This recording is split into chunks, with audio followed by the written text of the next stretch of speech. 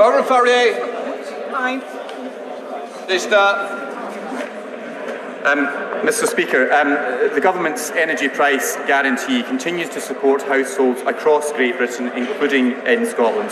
The autumn statement by the Chancellor set out how the scheme will be adjusted by reducing typical household energy bills to an annual equivalent of around £3,000 from April 2023 until April 2024, saving an average £500 per household. Margaret Ferrier. Thank you, Mr Speaker. A constituent contacted me before Christmas as she was struggling to keep up with her home energy costs. When my office contacted her provider, we found that there was little support for her as a victim of Helms, the huge cost related mostly to the Green Deal. What discussions has the Secretary of State had with his Cabinet colleagues about tailored energy support for Scottish victims of the Green Deal scam? Minister. Thank you, Mr Speaker. Now, the Green Deal, as the honourable member will know, was designed to make sure that people were able to make their households more efficient, but we've always been clear that the repayment should not have been greater than the savings being delivered.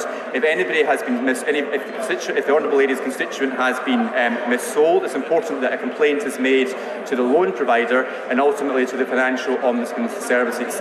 If that route has been pursued and you're still, and the honourable lady still needs some assistance, please do contact me. I'm happy to meet her to discuss it further. Minister Liz Twist.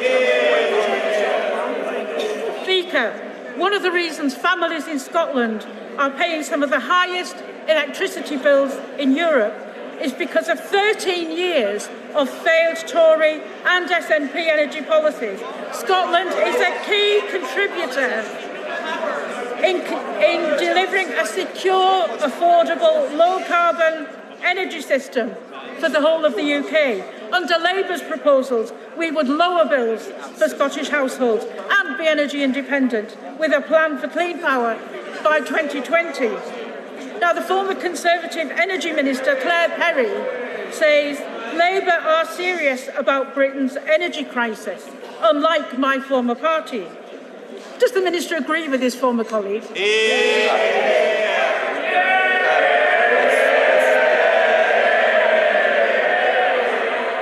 Mr Speaker, I do not agree with the honourable lady's analysis. This government remains committed to ensuring the UK has a green, secured energy supply, which I do agree with the honourable lady's assessment of the SNP's failings, and we saw that yesterday in their botched energy statement to the Scottish Parliament.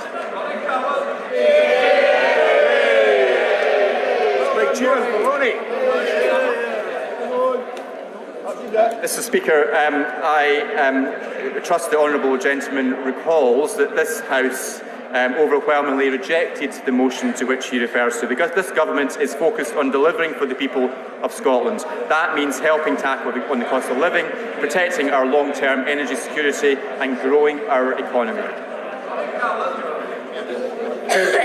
This place as Secretary of State for Scotland, while explaining the UK Government's lack of appetite for a referendum on Scotland's place in the United Kingdom, repeated many times, the route to referendum in 2014 involved consensus between the governments. Given that democracy is fuelled by consensus, is the Secretary of State for Scotland working towards establishing that consensus, or is he content to deny the people of Scotland their democratic voice? Mr Speaker, the Secretary of State for Scotland and this government will continue to work with the Scottish Government to deliver on the priorities of the people of Scotland. That is dealing with the cost of living, that is dealing with the NHS, that is dealing with our education system, and a long list of other issues which the Scottish Government are completely failing to deliver on. It is certainly not another independent referendum.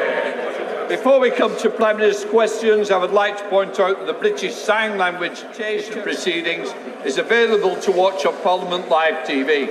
We start with questions to Prime Minister. Count Smith. Question number one, Mr Speaker. Prime Minister. Mr Speaker, this morning I had meetings with ministerial colleagues and others. In addition to my duties in this House, I shall have further such meetings later today. There are no NHS dentists taking on patients in Lancaster and Fleetwood, and for those constituents of mine lucky enough to have one, they're waiting months for an appointment. So can I ask the Prime Minister how long he had to wait for his last NHS dentist appointment. Prime Minister. Well,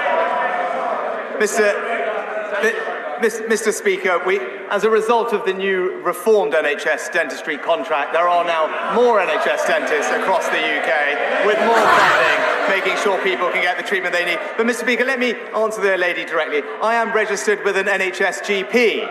I have used independent healthcare in the past.